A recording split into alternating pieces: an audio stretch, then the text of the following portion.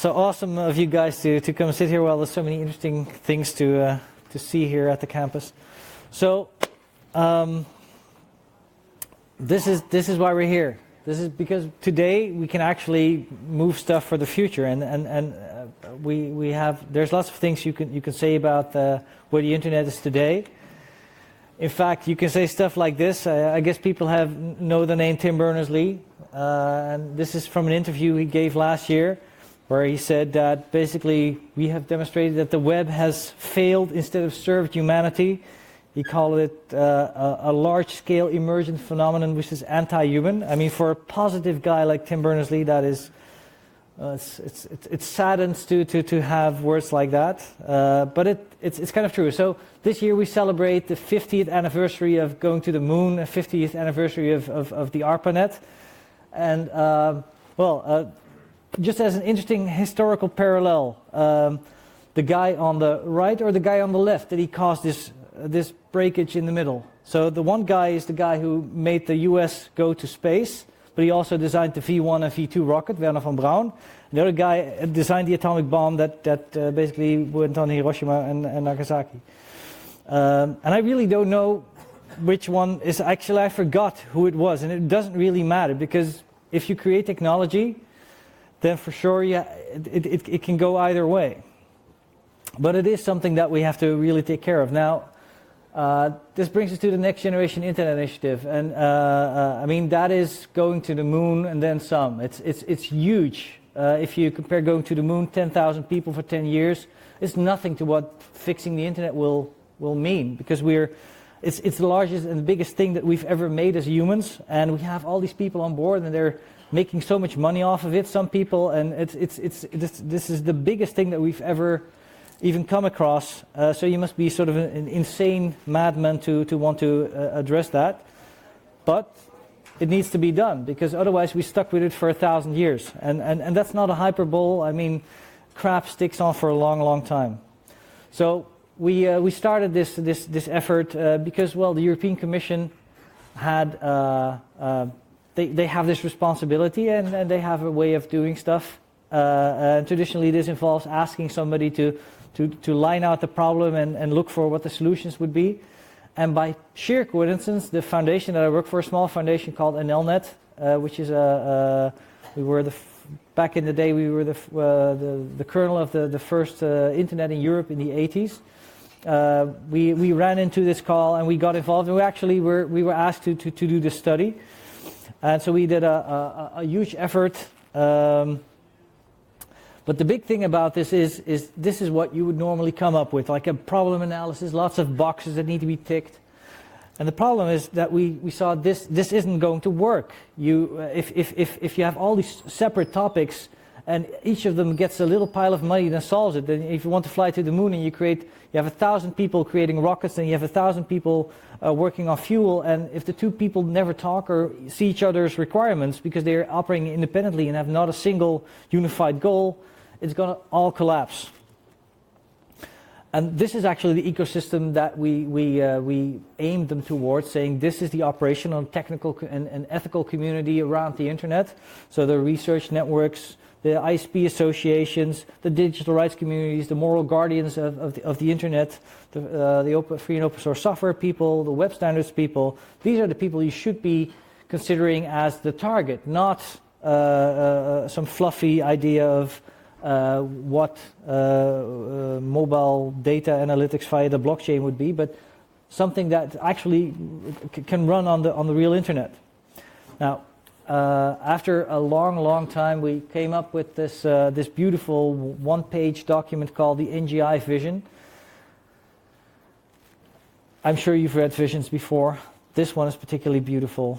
But it's more because it actually gives you a clear direction of what we want to do. If we want to say that the internet should be something that everybody can benefit from and anybody can innovate on, then that gives you a lot of parameters that are different from today's internet. Because today you have to work for one of these big companies in Silicon Valley if you want to change certain things, or if you want to enable people to do certain things. Because, well, the system doesn't actually get all the human talent out there, and it doesn't actually follow the human values that we have. Sometimes it's just extractive or exploitive.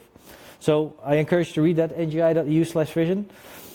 And this is interesting. So I don't know how many people of you ever read the European Commission's websites, but saying stuff like, we want open source software, we want open hardware design, we want access to data, we want standardization, we want access to testing and operational infrastructure, and we want IPR that ensures lasting impact, meaning open, and we want reusability of results, so you don't want to fund big companies that do something internally or that patent stuff and go from there. No, you want this to be in a tech commons. And that is, of course, really, really interesting to see that language from such an important actor.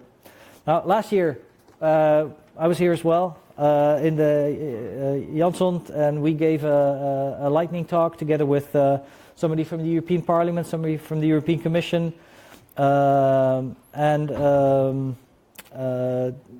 this was sort of a first approximation. This is when we launched the vision and sort of beta tested it in front of you. Now we fast forward and well, what have we done in a year? Now in that year, actually, a lot of stuff has shifted in the background, and it's hard to notice it when you're sitting over there, but this is really important because what we've done now is there's actually money out there that people can apply for that has the words open source, open standards, open hardware on it. I myself run the two top, the green hexagons. The other two projects are run by other organizations, but it's actually money you can ask for right now. You can go to a website, fill out one page of idea that you have, give us some context of what you're trying to do, and 8 weeks from now you could be well, we just missed the deadline because the deadline was on Friday. So now you have to wait until April 1st for this to complete. But it's actually tangibly real for opportunities for people to do stuff. So like I said, we run these two topics. April 1st is the deadline, and what we're doing is, if you're sitting in your attic and you have this wonderful idea of how to be, you want to be the next Tim Berners-Lee, and you have a great idea, and you could be, you're still alone. You don't have a mega company, and you don't have a funding scheme, and you don't have a tech support and HR behind you. So that's what we're trying to emulate. So we give, in addition to money, we'll actually help you with accessibility. So making sure that every tool that is made is also usable by people with a visual disability or other disability. We make sure that the licensing is okay, so that when your software is finished, it doesn't sort of but these licenses are incompatible, or why on earth did you choose the wrong governance model? We help people with security scans, so we scan their plans, and we have real hard security people looking at it at the very beginning before you start, and at the very end when you've done stuff. And obviously, packaging is something that no ordinary person likes to, well, not to offend people that package. I package myself a lot, but it's hard work. And if you're focused on the contents of your project, then packaging is just something that takes your mind off of things. So we package everything for the whole program, for all the efforts, in exactly the same way, so that there's a simple way for everybody to look at these projects and interact with them. We make sure that there's diversity management, so people don't have an environment that is hostile to this community member or that community, because we want stuff to be inclusive.